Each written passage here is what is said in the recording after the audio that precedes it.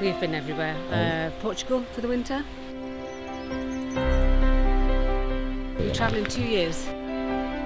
We've been to Albania last summer. Down the coast, Croatia, Montenegro.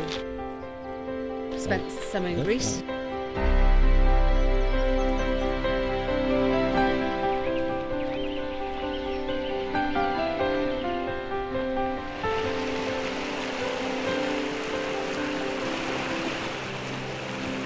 It's a very nice surprise because Croatia, we think of just the coast, the sea and all the villages, and you don't think of this little bit here.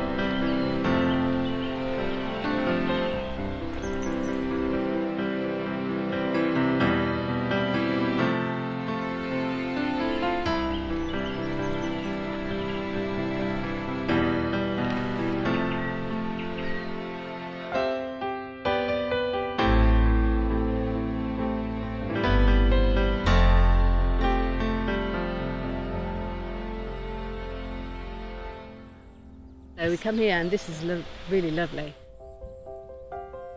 This would be the only campsite in this part of Croatia, and I think everybody would come.